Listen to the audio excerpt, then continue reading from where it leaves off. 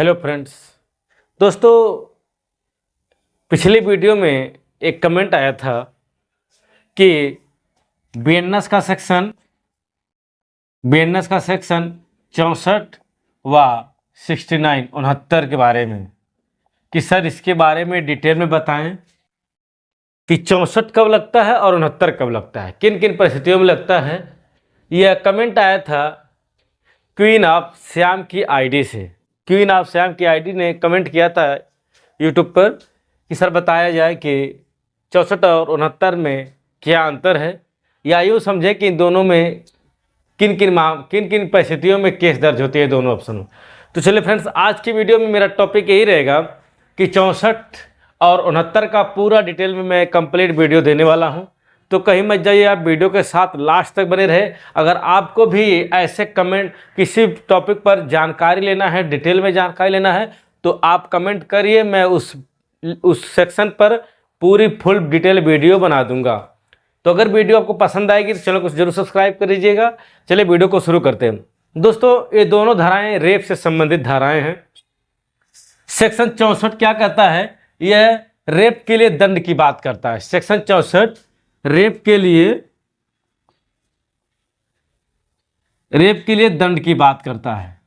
और सेक्शन 69 कहता है प्रवंचनापूर्ण, अगर किसी को वचन देकर या यूं कहें धोखा देकर किसी महिला के साथ आप संबंध बनाते हैं तो उस स्थिति में 69 लगता है, और किसी महिला के साथ बलात्कार होता है तो 64 लगता है।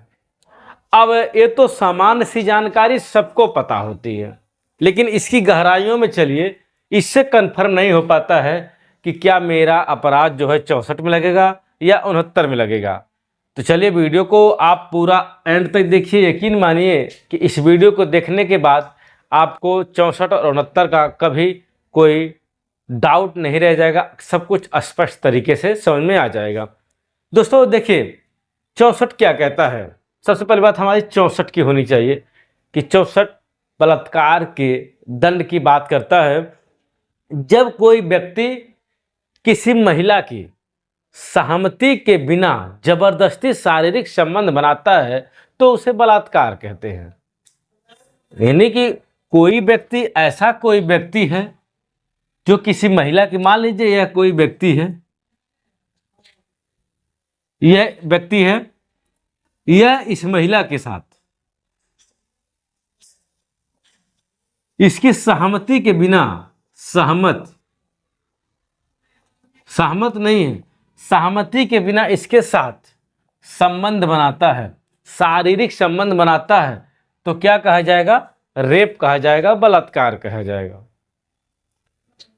सेक्शन 69 को समझेंगे। चलिए सेक्शन 69 के बाद में समझेंगे, पहले इसको डिटेल में चलते हैं। अब इसके लिए क्या करना है, देखिए 64 में दो तरह का दंड दिए गए हैं। 64 में दो तरीके से दंड दिए गए हैं। 64 का सब क्लास 1 और 64 का सब क्लास 2। ये सब बीएनएस का सेक्शन है।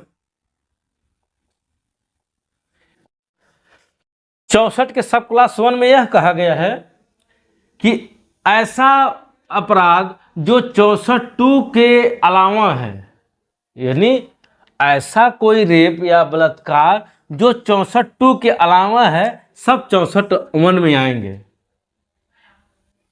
अभी मैं बताऊंगा 64(2) में कौन कौन से अपराध आएंगे जिसके लिए दंड दिया जाएगा। लेकिन पहले आप इसकी बात को समझिए, क्या कह रहा है।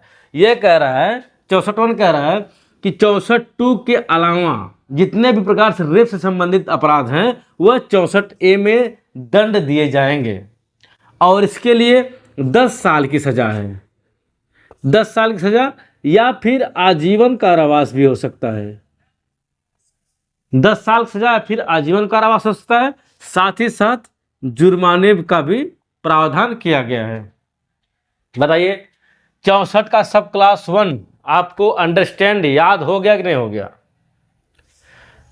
अब चलिए इसको और कंफर्म करने के लिए हम 64 का सब क्लास 2 की तरफ बढ़ेंगे तो और डिटेल में हमको समझ में आ जाएगा। इसको भी देख लेते हैं भाई साहब को, इसमें क्या गया है। देखिए अब हम पढ़ रहे हैं 64 का सब क्लॉज 2, 64 का सब क्लॉज 2 BNS। अच्छे से समझिए। यह कहता है कोई पुलिस अधिकारी पुलिस स्टेशन में किसी महिला के साथ, पुलिस अधिकारी पुलिस स्टेशन में किसी महिला के साथ या किसी अन्य महिला के साथ शारीरिक संबंध बनाता है, वो भी बिना सहमति से, तब वह 64(2) के अंतर्गत दंडित किया जाएगा। बात को समझिए। 64(2) का BNS कहता है पुलिस स्टेशन के अंदर या पुलिस अधिकारी द्वारा अपनी कस्टडी में या किसी भी महिला के साथ अगर बिना सहमति से बलात्कार किया जाता है तो उसके खिलाफ 64(2) के तहत FIR दर्ज हो जाएगी। बताइए, बात समझ में आई? अब अगली बात करते हैं। ऐसा लोक सेवक,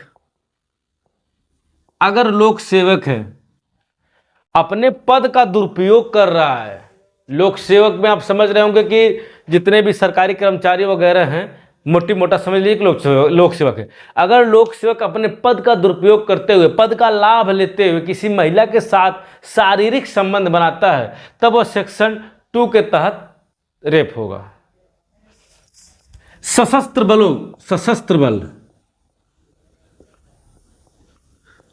बल या सेना, सशस्त्र बल या सेना का कोई अधिकारी या सैनिक अगर किसी महिला के साथ शारीरिक संबंध बनाता है जबरदस्ती, तो वह 64(2) के तहत रेप कहलाता है।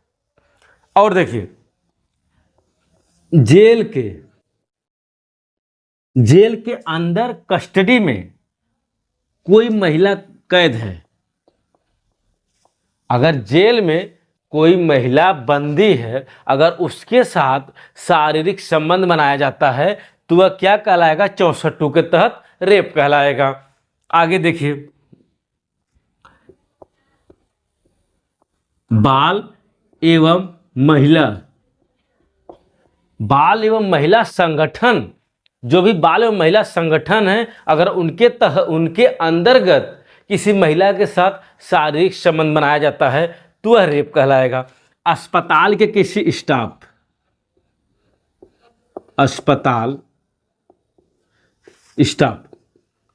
अगर अस्पताल के स्टाफ द्वारा किसी महिला के साथ, चाहे अपने स्टाफ के साथ या किसी अन्य महिला के साथ संबंध बनाया जाता है तो क्या कहलाएगा? 64(2) के तहत उसको दंडित किया जाएगा।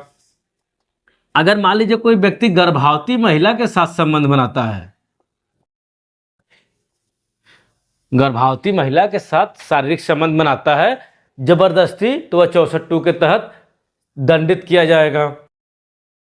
अगर कोई दोस्त या फिर रिश्तेदार अगर किसी भी महिला के साथ शारीरिक संबंध बनाता है जबरदस्ती, तो वह क्या कहलाएगा? 64(2) के तहत उसको दंडित किया जाएगा।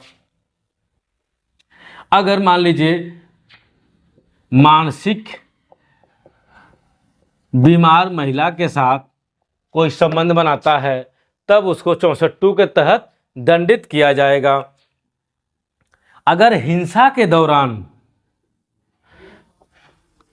हिंसा या उपद्रव के दौरान किसी महिला के साथ शारीरिक संबंध बनता है तो वह 64(2) के तहत रेप के बनाया जाएगा। याद करना है। आइए देखिए, 64(2) के अंतर्गत किन किन अपराधों को रखा गया है, पहले इसको एक तरफ से गौर देखिए। अगर कोई पुलिस अधिकारी पुलिस स्टेशन में किसी महिला के साथ शारीरिक संबंध बनाता है तो 64(2) के अंतर्गत रखेगा। लोक सेवक द्वारा ऐसा कृत्य किया जाता है, तब सशस्त्र बल या सेना द्वारा कोई महिला के साथ रेप किया जाता है, तब जेल में किसी महिला के संबंध के साथ कोई रेप करता है या फिर जेलर द्वारा किसी प्रकार का अपराध किया जाता है तो 64(2) के अंतर्गत रखा जाएगा। बाल और महिला संगठन, जितने भी संगठन हैं, इस तरह के अगर कोई उसमें अंदर महिला के साथ संबंध बनाता है तो 64 में रखा गया है। अस्पताल के स्टाफ द्वारा अगर किसी प्रकार का रेप किया जाता है तो 64 में रखा गया है। गर्भवती महिला के साथ अगर कोई संबंध बनाता है तो 64 में रखा गया है। हिंसा या उपद्रव के दौरान अगर कोई रेप होता है तो 64 में दंडित किया जाएगा। रिश्तेदार या दोस्त द्वारा अगर किसी महिला के साथ रेप किया जाता है तो 64 में रखा जाएगा। मानसिक बीमार महिला के साथ कोई रेप करता है तो 64 में रखा जाएगा। बात तो समझ आएगी। यानी कि इतने सारे अपराध, इस तरह के जितने भी अपराध हैं, अगर कोई व्यक्ति करता है तो 64 में दंड दिया जाएगा। तो बताइए भाई, क्वीन ऑफ श्याम, आप यहाँ तक संतुष्ट हैं? आप इन धाराओं में आते हैं, इन बातों में आते हैं कि नहीं आते हैं? नहीं आते हैं तो आगे चलिए बताते हैं आगे इस पर क्या लिखा गया है और बात। अब देखिए, ये तो हो गया किन किन तरह के अपराध करते हैं तो 64 में आएगा। अब बात करेंगे इसके कार्य क्या है, 64 कब कार्य करता है। देखिए, अब 64 कब कार्य करता, इसको गौर दीजिएगा, यही इंपॉर्टेंट बात बताने जा रहा हूं अब से। देखिए यहाँ पर दिख रहा है ना, बिल्कुल दिख रहा है। अब देखिए कार्य की बात करेंगे। अब अगर कोई व्यक्ति महिला की सहमति के बिना अगर शारीरिक संबंध बनाता है तो वह रेप कहलाएगा। या फिर नशीली दवा या नशीली वस्तु, यानी नशे की हालत में नशीली दवा या नशीली वस्तु दे करके उसके साथ संबंध बनाता है, तब वह रेप आएगा। अब देखिए, या फिर जान से मारने की धमकी,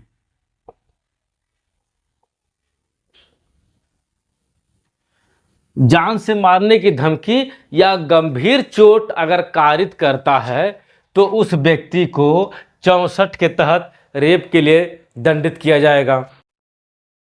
अब देखिए, अगर कोई पद का गलत इस्तेमाल करता है, पद का गलत इस्तेमाल करता है, यानी कहता है भाई तुझको मैं यह प्रमोशन दे दूंगा, या मैं तुझको कोई जॉब देवा, या मतलब किसी भी तरह का तुझको ये सामान दूंगा, तुम्हारा काम कर दूंगा, काम आसान हो जाएगा, तुमको नौकरी मिल जाएगी, जो भी दिक्कत है, अगर पद का वह लाभ लेता है उसके बाद सहमति पा करके उस महिला के साथ दुष्कर्म करता है तो वह भी भाई 64 के तहत रेप कहलाएगा। अगली बात की तरफ देखिए, अगर कोई व्यक्ति शादी का झूठा झांसा देता है, झूठा झांसा देता है, शादी का झूठा झांसा देकर उसके साथ संबंध बनाता है तो वह भी रेप कहलाएगा। फिर या अगर कई व्यक्ति मिलकर उस महिला के साथ गैंग रेप करते हैं तो वह भी तो ऑलरेडी रेप कहलाएगा, कई व्यक्तियों द्वारा। या फिर महिला का वीडियो बनाकर, यानी पहले उसके साथ संबंध बनाते हैं, बलात्कार करते हैं, फिर उसकी वीडियो बनाकर ब्लैकमेल करते हैं, तो क्या कहलाएगा भाई साहब, यह भी रेप कहलाएगा। तो ऐसे तमाम बातें सहमति के बिना, अगर सहमति भी है लेकिन नशीली दवा या वस्तु खिलाया है भाई, तब भी रेप कहलाएगा। अगर सहमति है लेकिन आपने उसको पद का लाभ देने का लालच दिया है तो भी वह रेप कहलाएगा। अगर शादी का झूठा झांसा या वादा किया है आपने, भाई चलो मेरे साथ समझ मान लो, मैं तुमसे शादी कर लूँगा, उसके बाद आप उससे सहमति पाकर संबंध बनाते हैं तो भी वो रेप कहलाएगा। अगर 18 साल से कम उम्र की किसी महिला ने, 18 से कम उम्र की महिला अगर आपको सहमति दे रही है, उसके बाद आप संबंध बना रहे हैं तो भी वह रेप कहलाएगा। ऐसे तमाम सारी बातें हैं जिसके अंतर्गत रेप को रखा गया है। तो आई होप कि आपको ये दोनों चीज़ें आसानी से क्लियर हो गई होंगी। अब आगे चलते हैं। आगे हम बात करेंगे इसके सज़ा के बारे में। तो भाई साहब देखिए, 64(2) के अंतर्गत भी 10 साल की सज़ा और आजीवन कारावास, साथ ही साथ जुर्माने से दंडित किया गया है। ये बात तो क्लियर है दोनों में, 64(2) के अंतर्गत। अब देखिए, अगर कोई व्यक्ति 12 साल से कम उम्र की, अगर 12 वर्ष से कम उम्र की महिला के साथ, यूं कहें तो बच्ची के साथ शारीरिक संबंध बनाता है तो उसे क्या होगा, मृत्यु दंड दिया जाएगा। कोई व्यक्ति 12 वर्ष से कम उम्र की किसी बच्ची के साथ अगर रेप करता है तो उसे मृत्यु दंड से दंडित किया जाएगा। देखिए भाई साहब, ये जो भी सेक्शंस हैं, सेक्शन 64, यह संज्ञेय अपराध हैं, अजमानती अपराध हैं, इसमें समझौता नहीं हो सकता है और ये सारे मामले सेशन ट्रायल में चलेंगे।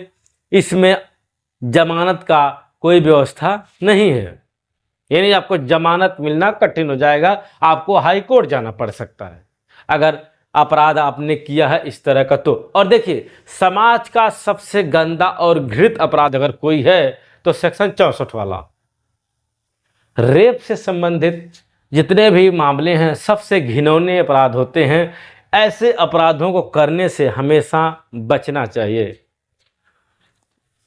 अगर मान लीजिए आपने इस तरह का अपराध किया है तब तो आपको 64 के तहत दंड मिलेगा, लेकिन अगर आपने मान लीजिए नहीं किया है, आप बेगुनाह फंसाए जा रहे हैं, तो क्या करें। तो उसके लिए दोस्तों बचाव सुझाव मेरा है कि सबसे पहले एक अच्छे वकील को आप नियुक्त करें, आपकी जो अच्छे से वकालत कर सके। आप उसमें हर एक छोटी छोटी बातों को डिस्कस करें, उनसे बताएं कि क्या समस्या है। कोई नए गवाह हों तो उनको बताएं, कोई सबूत हो, फैक्ट हो, उन सारी बातों को बताएं। और सबसे बड़ी बात, आप संयम के साथ कोर्ट और पुलिस का सहयोग करें। निर्दोष है तो आप निश्चित मानिए 64 के केस से बरी हो सकते हैं। तो दोस्तों, आज की वीडियो में केवल और केवल सिर्फ 64 के अंतर्गत मामलों को मैंने आपको बताया है। अगली वीडियो में हम बात करेंगे सेक्शन 69 के बारे में, क्योंकि वीडियो काफ़ी लंबी हो जाएगी तो दिक्कत हो सकती है। तो 69 के लिए आपको वीडियो के साथ, अगर नए हैं चैनल को सब्सक्राइब करें, क्योंकि 69 इससे भी मज़ेदार सेक्शन है। इसमें बताएंगे हम कि अगर कोई प्रेमी अपनी प्रेमिका को धोखा देता है तो उसको सेक्शन 69 के तहत दंडित किया जाएगा।